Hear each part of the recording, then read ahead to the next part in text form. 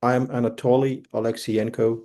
This is the Global Higher Education webinar series, which is co-sponsored by the Center of Higher Education Leadership and Policy Studies at the Education University of Hong Kong and the Consortium of Higher Education Researchers, which is a European association, but which is also increasingly a global association.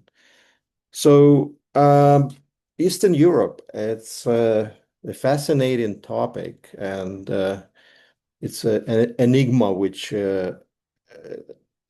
researchers in higher education have been struggling to uncover for several decades. I still think that that particular region remains an enigma. It received a lot of attention in the 90s after the collapse of the Soviet Union. So that was a major geopolitical event. Uh, some of the politicians call it a catastrophe. Others celebrated that type of geopolitical deconstruction. Uh, Open society and democracy have been buzzwords for quite a long time, but recently, with increasing influence of neoliberalism, we don't hear those buzzwords anymore, as far as I understand. So, but at the same time, what we see in that region is instability and this endless transition into something which many of us really can't understand what that something is about. So at some point there was the Sovietization process, but some of the education systems such as Belarus or Georgia showed to be failing the process of the Sovietization. And internationalization often implied some kind of direction for learning from others, very often from Western Europe, but maybe from successful neighbors.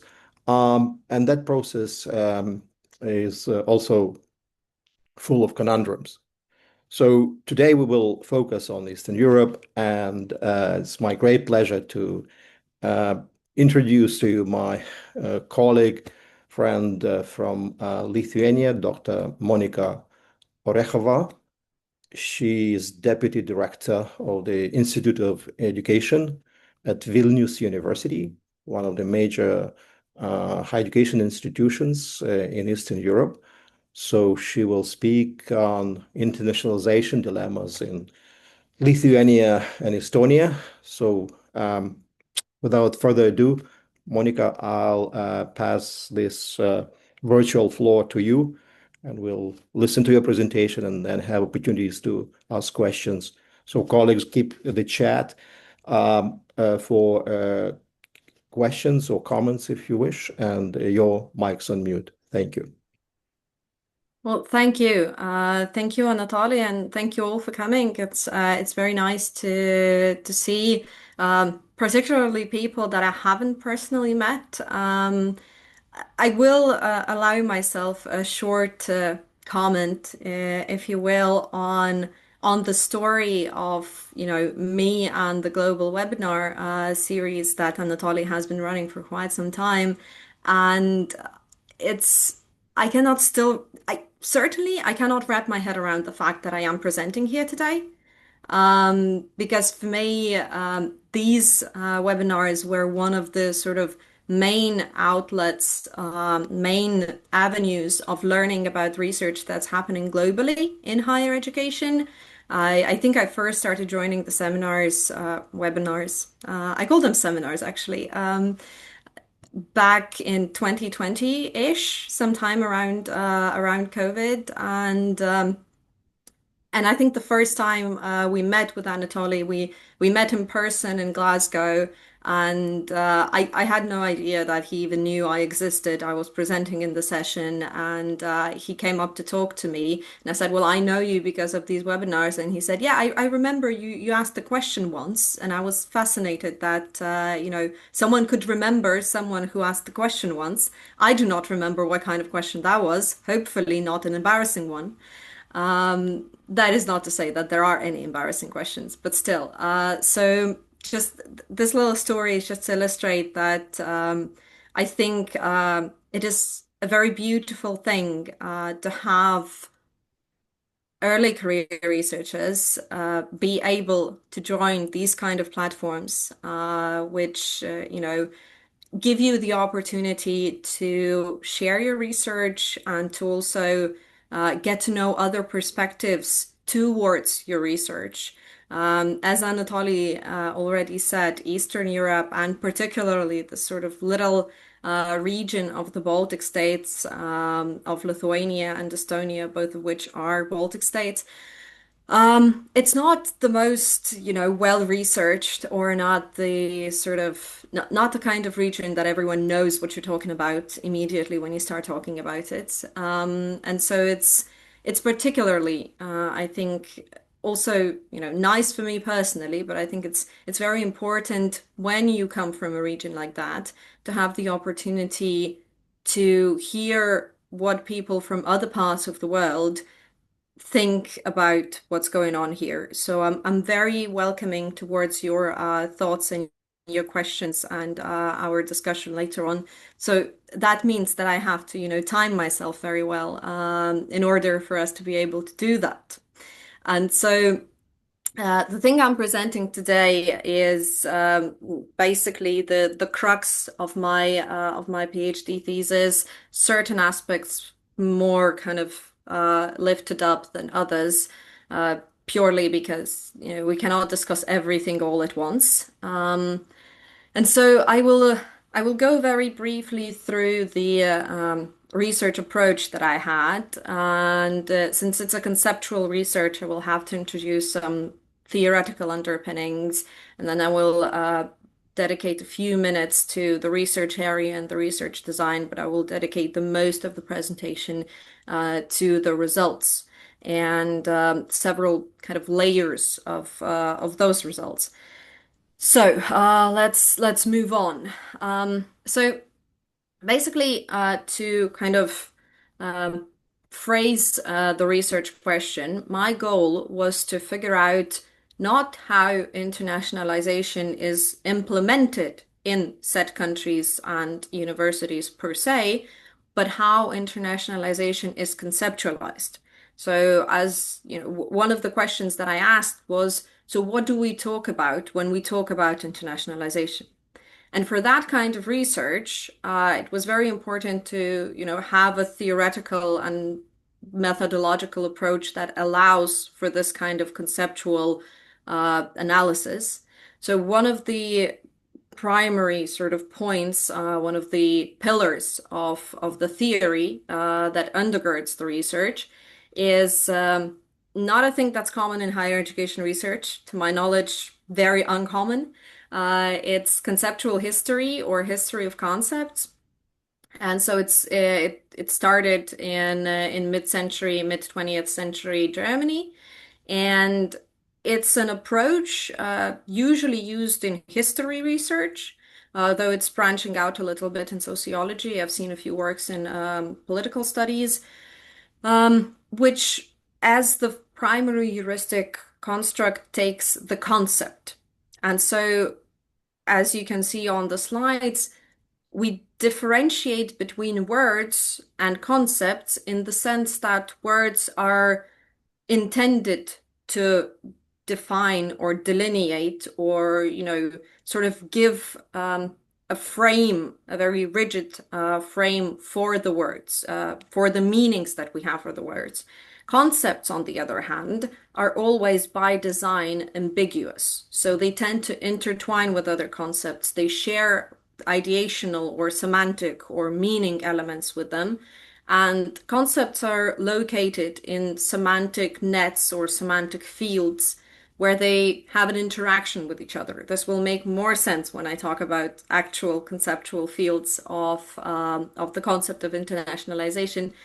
But basically, what's really important is that in a set context, a word will have a set meaning.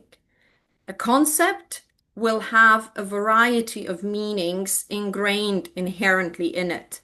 And it can potentially mean different things in different contexts. And, people might interpret it one way or another. So we understand the word, but we interpret a concept also. There's a difference there.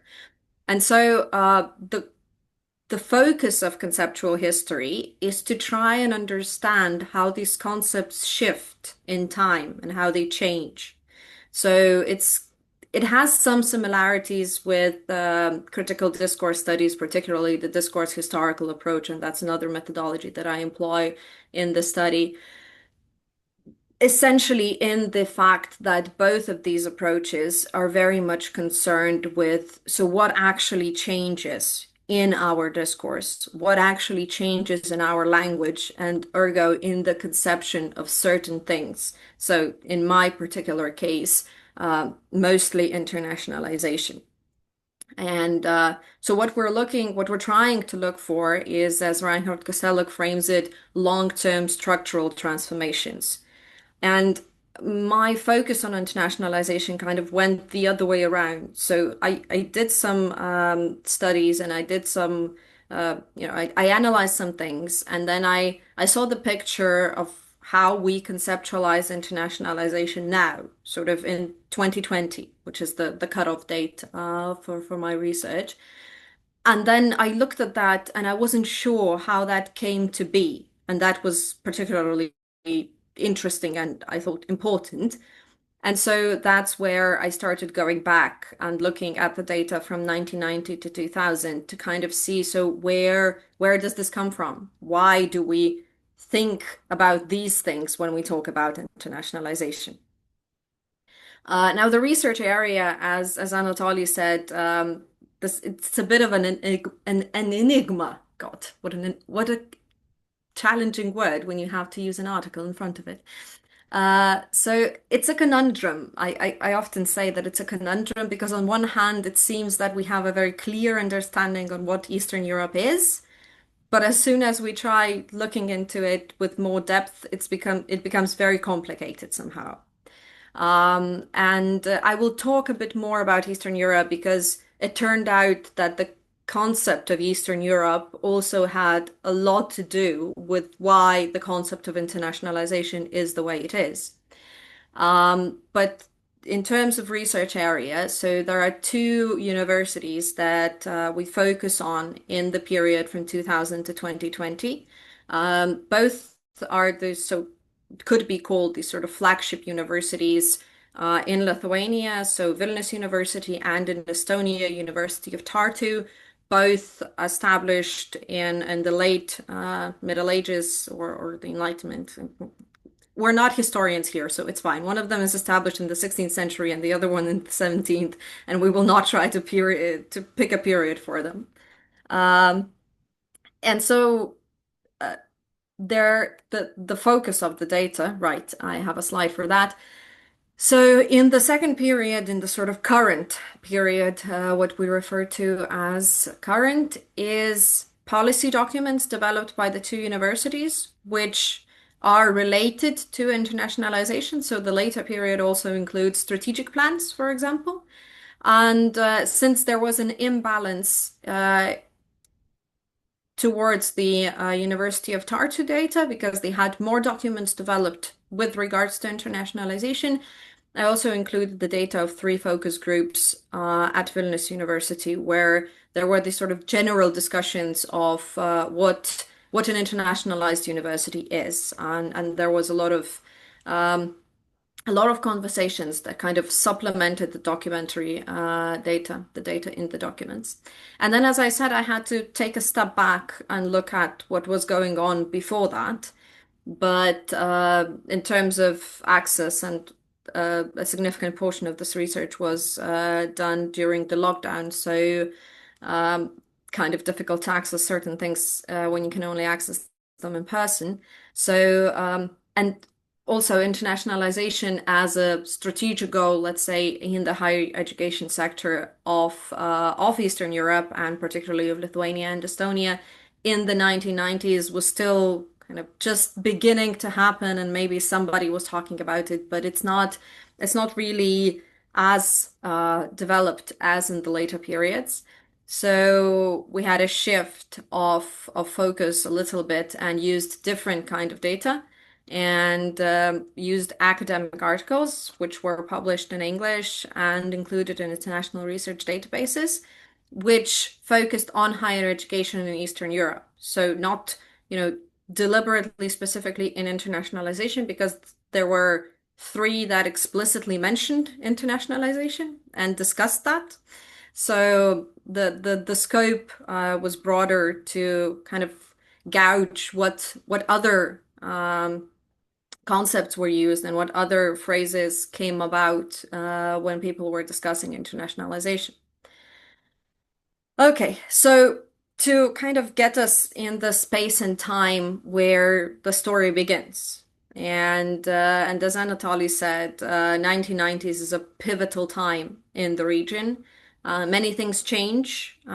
Some say it's a catastrophe, some call it a miracle, depends on where you stand, apparently. And so this was kind of accidental, this part of the research, because I was asked to write an article and I looked into how Eastern Europe was conceptualized in academic works of education scholars, basically. Um, and it was a very interesting endeavor that I did not expect it to be so interesting. So what is peculiar here is that there are a lot of expectations placed upon Eastern Europe that do not necessarily have a lot to do with education per se. And so the reason I kept this in the study is because this was kind of an entry point for why the things that we will later see in the earlier period in terms of the concept of internationalization, why those things are there, because they are so big and so inevitable in the discourse that they basically permeate the entire higher education thinking, and about what we are about, basically. And so the conceptualization, or rather reconceptualization of Eastern Europe and conceptualization of internationalization in higher education in the 1990s not only happened at the same chronological time, but the conceptualization of Eastern Europe apparently also had influence on the conceptualization of internationalization. And so it's Larry Wolff gave a very good description of Eastern Europe when it was constructing during the Enlightenment as a geographical domain and a philosophical idea at once. And so, according to Wolff, it was then measured on the scale of civilization, and the similar scale is effectively recontextualized in the 1990s. And the demi-orientalization that Wolff talks about in his seminal work, Inventing Eastern Europe, uh, where Western Europe is conceptualized as the normative Europe, and Eastern Europe is this demi-other. So not a full other as the Orient, but a sort of half other. And we can kind of observe that also in how education scholars talk about Eastern Europe in the period from 1990 to 2000 as well. So the development of this concept, but also other concepts basically, takes place in a conceptual space that is heavily influenced by discourses of modernity and modernization. And the expectation is there for Eastern Europe to progress into, and you have it here in quote, modern Europe. So this is what it's referred to as. In other words, the region is expected to modernize enough to lose its Eastness.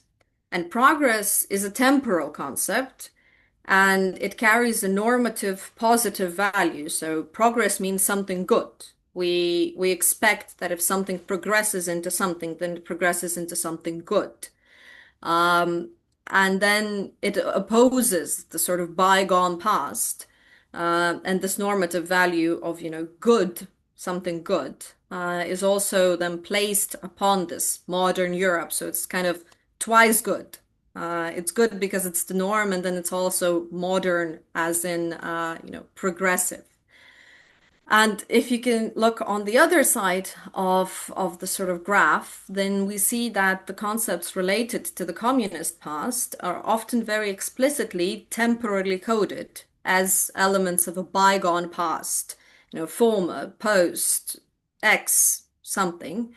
And then these associations also build on the sort of demi-orientalization and a very popular backwardness trope, both in the Enlightenment and then again in the 1990s.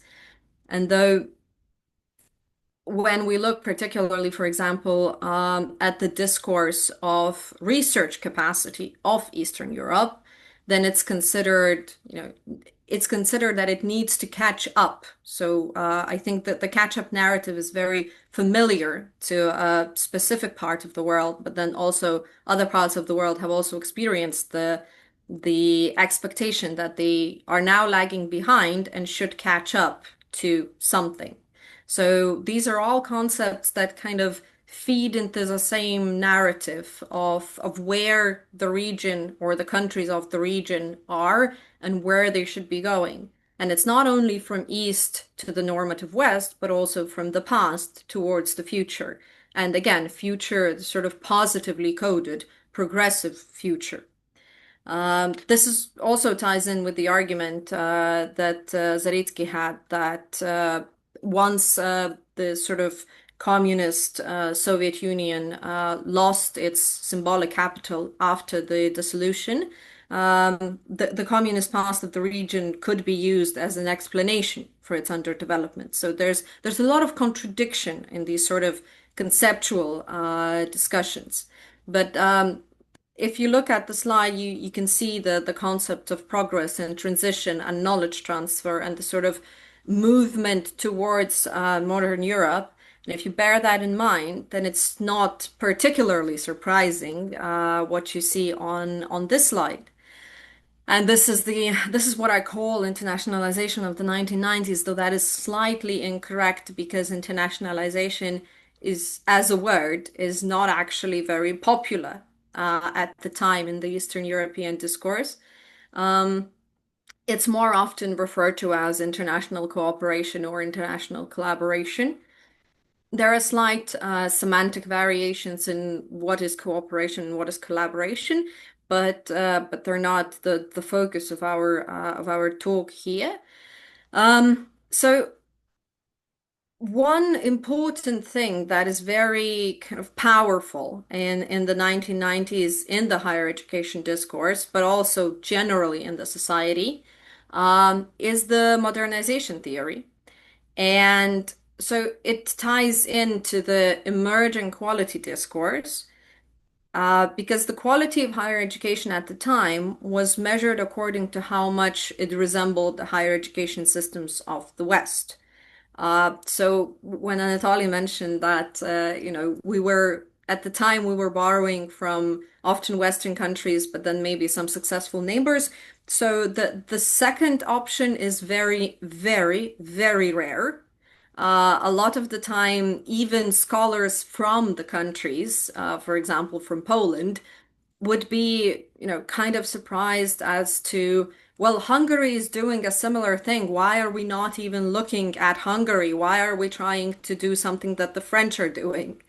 So that discourse was already emerging in, say, 1995 after the first wave of reforms.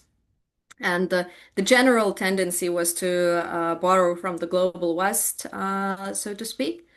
And internationalization in this period was first conceptualized as a means to learn what aspects of higher education were available for transfer. So you saw knowledge transfer in the previous slide. It's still happening here.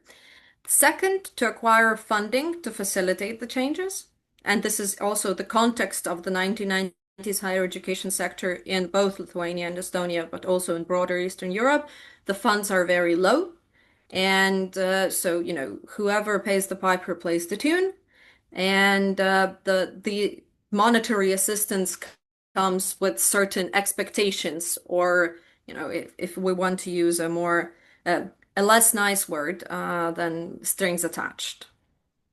And so uh, the third goal of internationalization that was kind of in the conceptualization of it was to ensure the sustainability of the social and cultural processes, which were believed to ensure the acceptance of Eastern Europe into the aspirational Europe.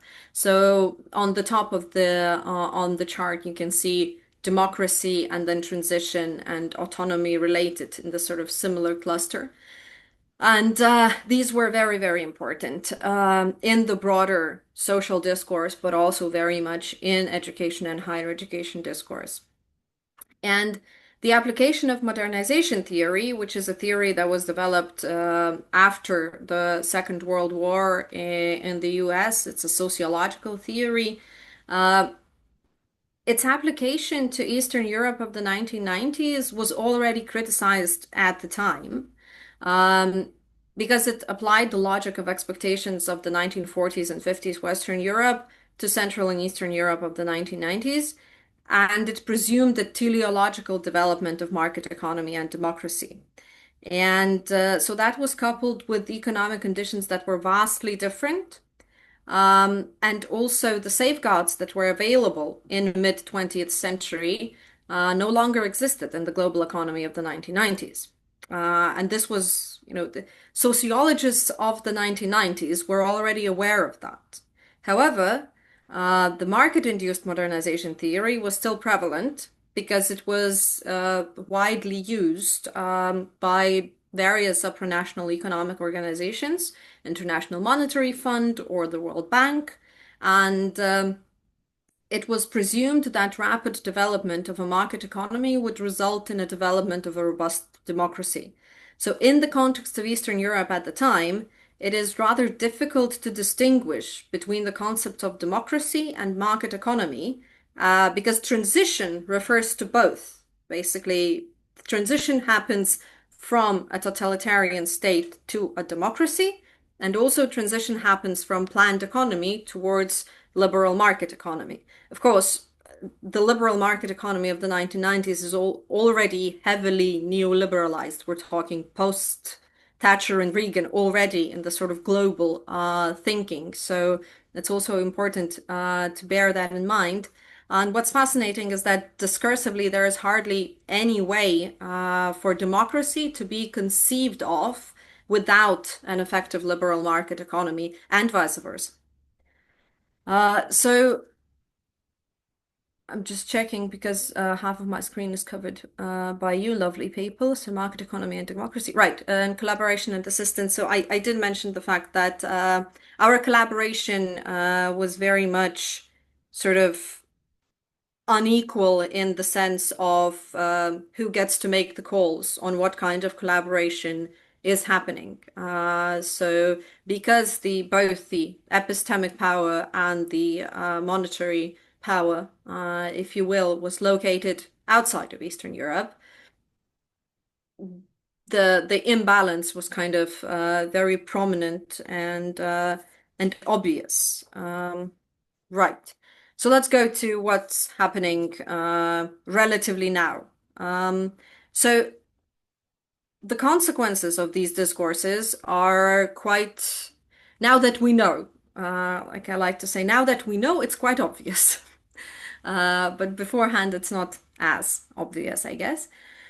So the concept of international education market, which I'm not sure if your screens are flipping it, but I see it on the right-hand side of the picture. Um, the cluster includes several concepts, which are traditionally considered elements of internationalization and correspond to the main activities of universities. And the discourse which surrounds international education market also reflects the broader marketization of higher education. And research and education in this regard, as parts of international education market, are conceptualized as commodities, which in essence can be sold on the market to obtain finances, and students are then reconceptualized as customers. So the line of international students as customers is not unique to this part of the world. that motivation for internationalization is quite popular, if maybe not the most um, talked about. Let's put it that way. Not the most openly discussed. Um, so in contrast to the previous period, internationalization is also very much deeply embedded into what's happening in higher education, and the prominence of such concepts as quality, competition, or rankings also, frame internationalization as one of the concepts and one of the areas where we have this sort of um,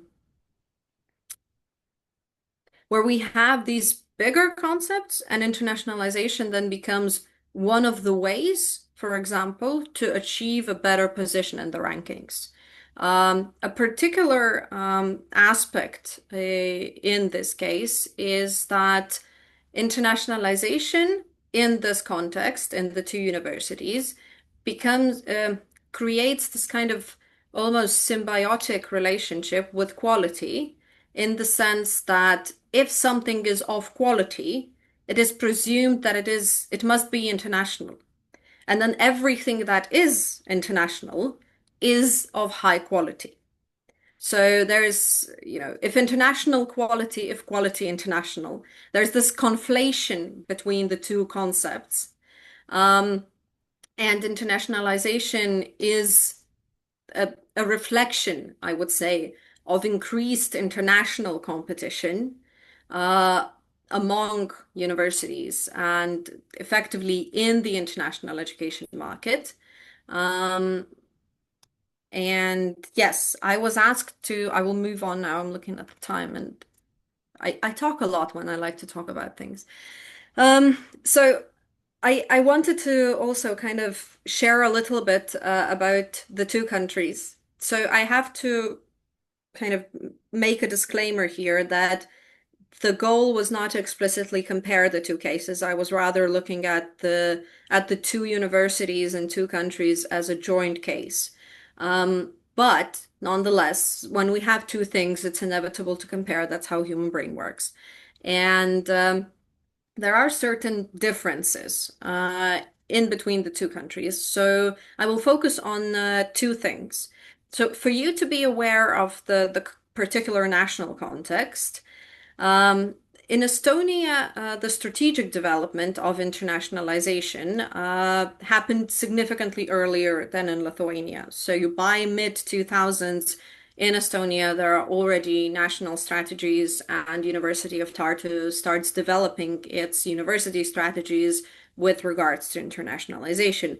Now, that is not the case in Lithuania, and the first sort of more elaborate document on internationalization at Vilnius University happens in mid 2010s, so roughly a decade later, slightly more.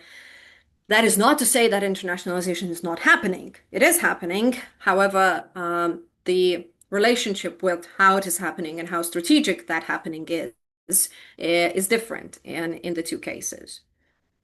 Now, if we look at the results, and I have a little bit of statistics here from OECD reports, so you can clearly see that the share of international students, if we look at 2013 when the data collection begins, it's not that different. However, it's slightly bigger in Estonia.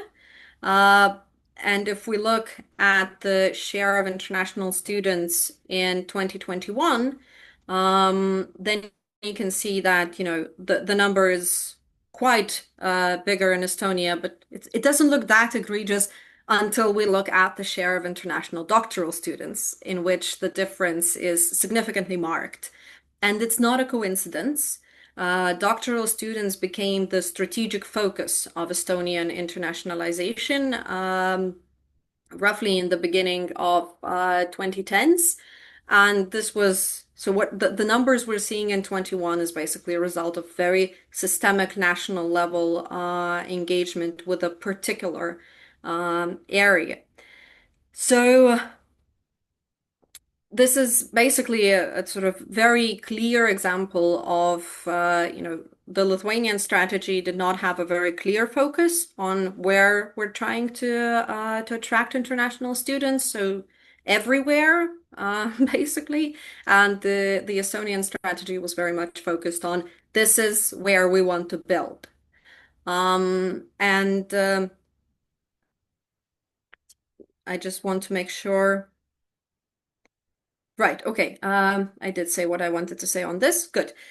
So, in terms of conceptual development, there are two aspects where more marked differences can be found. So, what I call marked differences here do not mean that, a particular concept does not exist in the conceptual architecture of one university discourse or another, but it's rather that it's more developed in one university than it is in another. So the first is the tension between national and international. You can see it on the left-hand side of your screen, if your screen is showing it the same way mine is. Um, so of course, the notion of language appears in both, and there's discussion about what kind of language and how much, is English enough to say that it's an international study program. It's a very kind of lay person phrasing, but that's a lot of the time that's what it boils down to. So what kind of language, and does language determine the level of internationalization or does it not? But this is also an example of the tension between national language and the international language, so to speak, English. And in the Estonian case, this expands a little bit to what I called the national. So the sort of the national element, the need to maintain a national, ethos, if you will. And these discussions are present both in the Lithuanian and Estonian case, but in the Estonian case, they are more prominent and more explicit, I would say. And University of Tartu has a document that includes language principles, which denote the formal relationship between the foreign language and national language, underlines the importance of preserving the national language, for example, via the support for national language publications, which is an explicit support that, yes, we know that science is international, but we also support national language publications because we need to build national language, basically, of science. The regulation, for example, that all international students and staff are provided sufficient means to learn Estonian and things like that. And so there are several explanations for that. One, University of Tartu is a national university, so they have a legal status of a national university, which is a special status, and that puts certain expectations on the university. And while in other universities this tension might be, debatable or a little under the surface, in University of Tartu, they had a big kind of public debate around 2020, slightly earlier, wherein University of Tartu, in essence, had to publicly defend its internationalization policies and practices because the level of internationalization was used by certain political actors to basically sow discord in the society, if you will. And so I think it was vice rector of the University of Tartu came out with a public statement for why internationalization is important and how they contribute as a national university via internationalization and so on. So it was very much in the open. In Lithuania, on the other hand, that was not the case. It was not an open discussion anywhere. No such need arose in the period that we were looking in.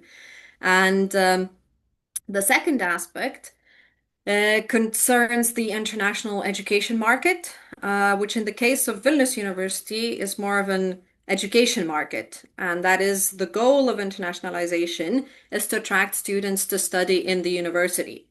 And the university is not particularly concerned with what happens once they graduate. In the case of University of Tartu, the goal seems to be broader or more longer term oriented, if you will. So it's not only attracting the students, but also working towards ensuring that the graduates become part of the internationalized Estonian labor market. So the more focus is on the word market rather than the word education market. And this is further supported by a development that does not actually fall in the scope of this research because it happened later. But the national strategy, I think the last still active newest iteration, internationalization strategy of Estonia, was expected to include indicators of how many international students not only come to study in Estonia, but stay in Estonia. And that included work with, businesses and the Ministry of Social Affairs and stuff like that to basically integrate those people into the Estonian labor market and society. Right. So these were the two aspects that were slightly different in the two countries. And so, in case of internationalization in Eastern Europe in the 1990s, it looks as if timing was almost everything. And the unequal nature of cooperation with the epistemic power and resources located on the Western side at first fostered, I would say, a quite instrumental and narrow conception of internationalization. Now, also extremely influenced by the factors outside the region and the field of education, internationalization was conceived of as a way to acquire the necessary knowledge on what higher education should be like to achieve international, in brackets Western, actually, standards. And this, it was believed in turn, should then help the higher education systems and societies of Eastern Europe to become modern and thus be accepted into this aspirational Europe, which again, not only a geographical region, but a philosophical idea as well. The prescriptive power of the market economy and democracy coupling also heavily impacted universities in terms of resources and state priorities. The importance of the market economy led to the expectation that universities should serve the society almost exclusively by meeting needs of the developing labor market. This was also the start of quite intense marketization of higher education. And that had to do with the fact that decentralization, which, the Soviet system was heavily centralized. So after 1990, we have the first sort of push of decentralization, which leaves a power vacuum. And in place of state steering, steps the invisible hand of the market, which is very kind of readily accepted because it's not state steering. So that's great. And this then leads to the development of education market as such, which is marked with increasing discourse on competition, evaluation, quality, and efficiency. And this is where internationalization kind of comes in and gets embedded in all of these discourses, and then becomes also a source uh, to strengthen and legitimize certain policies, which are often referred to as the goal is to improve quality, right? And so, on the surface, which is even the written conclusion, because I wanted really to keep this in full, internationalization here does not look much different than in any other part of the world. But the sediments of past meanings shine through. Back in 1990, all Eastern Europe wanted was to be normal. And then becoming normal was becoming European, that is, Western European. Internationalization was introduced as something normal countries did, and Eastern Europe followed. There is, of course, a metaphysical epistemic reasoning for becoming normal and seeking acceptance, and there's a lot of personal experiences and research to substantiate that. But for Eastern Europe, particularly in the 1990s, there was a practical element as well. In discussing the events of the mid-20th century, Larry Wolff asserted that Eastern Europe could only be surrendered because it had long ago been imagined, discovered, claimed, and set apart. Does seem prudent to me to think that if Eastern Europe manages to become less East by becoming more West, the hope that history may not repeat itself can remain. Thank you. Wonderful. Thank you, Monika. This conversation is an inspiring invitation to continue talking about these issues as the region really becomes a major mm, political theater at the moment. It was probably, as Dorota Dakovska said some 10 years ago, she called the region as laboratory of internationalization, Reforms. right? So now Yeah. it's a battleground or this area, geopolitical area where a lot of new developments take place. It will be probably unfair really to take you into that direction because your research was focusing on the previous decades, but we are in this current situation where the language has changed, uh, and the new language probably emerges, or maybe some reflections, reverberations from the period of the Cold War, maybe just also begin to emerge in some way. So I'm not sure you want to go into that direction in terms of reflecting how the modern practice actually begins to have influence on the language, or how we, to what extent these new developments, geopolitical developments, would have impact on, let us say, on discourse, on rhetoric, and if you can reflect maybe on some of the new developments in the origin, in maybe in Lithuania. But and this would be probably one of my kind of interests.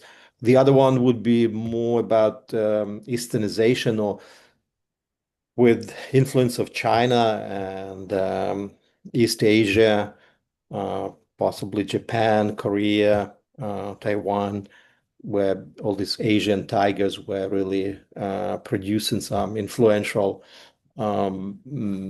knowledge about, how you make this progress, how you really, the progress is not only Western progress, but also how you rethink progress through the lens of technology or modernization of economy and so on. So, to what extent this kind of the Far East, or as it might be called in from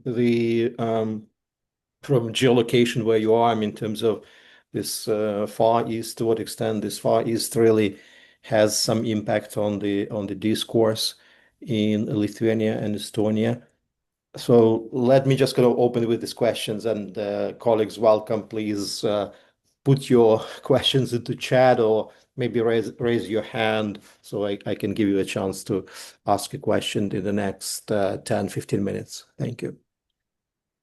Um, okay, so when are we having the next webinar to discuss the questions you just raised, Anatoly? Because I cannot be expected to answer that in any kind of timely manner. Come on. No, I mean, seriously, yes, that's the question I have. No, no, But just kind of just take only those which you feel you can kind of answer or engage with. So, so I do not feel knowledgeable enough to talk about the impact of East Asia. And I think that that might have to do with the fact that so both of these countries are very small countries. And I think this has a lot of impact. It's an important factor when we talk about how geopolitics kind of influence higher education and vice versa, right? And so if the national government makes a call to not have very good cooperation with country X, then it becomes very challenging for a university in a small country to kind of go against that. Then you would have to have very big motivation or a lot of deep prior connections to kind of go against that. And I cannot speak about Estonia, but I would say that Lithuanian higher educational institutions do not have deep or close connections with, let's say, universities or institutions in Asia, broadly speaking. Our understanding of Asia, I would say, is also very kind of new and still developing very much. Because, I mean, prior to 2000, we only looked westwards. nothing existed besides that. I might be exaggerating slightly, but I'm afraid I'm not exaggerating too much. I used to work for 5 years in a department of Asian and Transcultural Studies, and the sort of consistent thing that my colleagues who worked closely in the sort of research of the region, broadly speaking, they had a lot of conversations with our governments, with the foreign ministries to kind of stress the fact that, look, we need to have closer cooperation with this region. And, I'm talking 2015. So that there was still kind of still happening at the time. And now when we look at the current developments, particularly the Russian invasion to Ukraine in 2022, the full invasion, and then the first invasion in 2014, that already kind of made the sort of the national governments, but also the societies kind of pull back a little and start thinking about, okay, so we are here, we are in this region. What is particularly important to us? How do we protect ourselves? Because that was very clearly seen as a threat, as a geopolitical threat, as a security threat. And these sort of new developments or newish developments, I think also kind of played a part into, okay, so we have to double down on certain things rather than try new things. But I'm reflecting here. This is not research based. I'm just saying what I think. Mhm. Mhm. Okay, thank you. We have two questions in the chat. I can see one from Kiran Segru on internationalization of higher education, whether it's plateaued at this point. So is it a model which is not sustainable, but allows state funding off the hook? So that's the question, to what extent this I is sustainable. Yeah, yeah, I think it's a very good question. I'm very happy that it's put out there. I'm not sure, sustainable is a very good way of framing things. But I'm often unsure about, actual internationalization and effectively cui bono. Okay, so for whose sake is it happening? Because if it's supposed to be happening for the sake of students, then, if students are experiencing something net positive, talking in very sort of broad strokes here, then maybe maybe we can just stick to whatever it is. If we're talking about whether that, changes institutions somehow or changes research, science, education, broadly speaking, then I would argue that it's not only in Eastern Europe, but also globally, that it could do with a lot of improvements. And in that regard, I think it's a very good challenge to frame it as, is it sustainable at all? Because I think that in the way it's often happening in higher education institutions, my impression is that it can go on, but it's not doing much, except for allowing state funding off the hook. And that's always a powerful motivator, particularly given that, globally, we're observing that in many higher education systems, there is decrease in funding for various reasons. Could be global, could be national. And then, if it's only for that, then I guess we have to live with that. But my personal pet peeve has always been, these lofty ideals of internationalization, but at the end of the day, we just want students to pay. So if you just want students to pay, be honest about it. Is, something I would say and no university rector would ever do. So, Right. and Yeah. there's another question, right? Yeah, I can see that I was not the only person who had interest in moving beyond uh, 2020. So the question from Ulana Zametsky asking, there was a lot of these crises, right? Just COVID, Russia's war on Ukraine, the current US government's hyper-nationalistic stance. So these were like huge impacts on the conceptualization of education. And what do you feel is the main narrative shift that has transpired as a result in or about Eastern Europe? So have we moved on from the burdensome labels of neoliberalism and Orientalism? So I just read Juliana's question there. We're maybe moving. I think this is as much as I can say right now. We are maybe moving on from these labels, but I'm not sure that we have, frankly. So, it's more of an anecdote than research based, but it's becoming increasingly more common or palatable for me to meet people who say, "Oh, I'm also from Eastern Europe." Because back in the day, none of us were from Eastern Europe. Eastern Europe did not exist when you met people, we did not talk about this. So Estonia always had the blessing of being close to Finland and calling themselves Nordic. And Poland was Central Europe, and so we also sometimes were Central Europe, and so whatever, but not Eastern. So, I mean, I would like to see a world in which in which Eastern Europe does not carry certain connotations, and that has changed somewhat, uh, purely because this now we talk about Eastern Europe as a thing, in opposition to pretending that it's not there and no one is Eastern Europe. No country is Eastern Europe, I mean. Um, and so let's say I will stick to my original answer. We maybe are moving on. I don't think we have moved on. That's my response. Okay. Yeah, so there's a question from Wan Jasine. She's asking about your method of conceptual history in combination with critical discourse analysis, but she's curious which one of them is more often used in the analysis of internationalization concepts.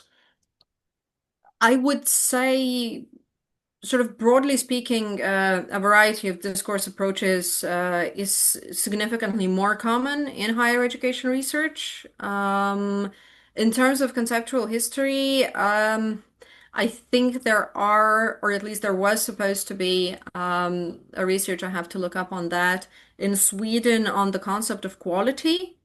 And I know that there's one happening now also in Sweden in, I think, Uppsala University on the concept of meritocracy in higher education. But, based on at least the conversations that I'm having with the History of Concepts group, which is an association of people who work with history of concepts in conferences. So certainly in the higher education field, conceptual history is not popular, let's Mhm. say. Mhm. We're approaching the end, and I have two questions. Maybe I'll just read the two of them, and then you try to Yeah, find okay. kind of an answer. So it's you did not refer much to the European Union, says Johanna Helen, and harmonization of policies due to EU accession. Isn't that a pragmatic reason for increased internalization as EU research funding is promoting international collaboration? And then a question from Svetlana Shenderova, who asks if Russia is still part of the concept of Eastern Europe, and I guess Svetlana asked why. Why is That's a conceptual very good part of Eastern question. Europe? So, and she also asked if you perceive internationalization as equal to international cooperation and competition is equal to rankings and so on and so forth. And why? Okay, okay. Yeah, okay. I'll start with Johanna's question. And yes, the importance of the sort of harmonization of policies due to EU accession, sorry, is of course very much important. But so the reason I do not focus also in this presentation, but in general too much on that is that it very much influences the practice of internationalization, but it becomes part of other influences on the concept of internationalization. So I do look at the Bologna process and the expectations there, but basically they're not sort of an exceptionally important driver. It's an important driver, but there are also other things happening which are also contextually based. And then moving on to Svetlana's questions, and thank you for a very nice message, Svetlana. I will start with the easier ones about internationalization and international cooperation. So I had international cooperation in brackets in the slide because that's that's the linguistic form in which internationalization is referred to in that particular data set. And when we look at conceptual maps, the difference it's not that these concepts are equal to one another, but it's that the concept of internationalization, if you imagine it as a box, that box contains all these other things. So they're not equal per se, but they're rather included in the understanding of internationalization. So, in an individual setting, you could ask a scholar, you could give them a piece of paper and say, "Well, write everything that's related to internationalization to you," and that I would expect to get a similar list of concepts, if you will.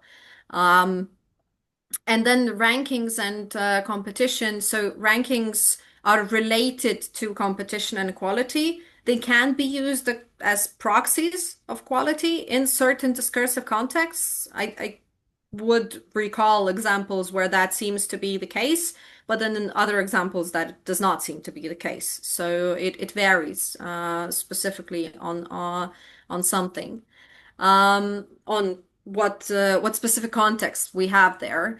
And then and then the question that I always dread, so what is Eastern Europe?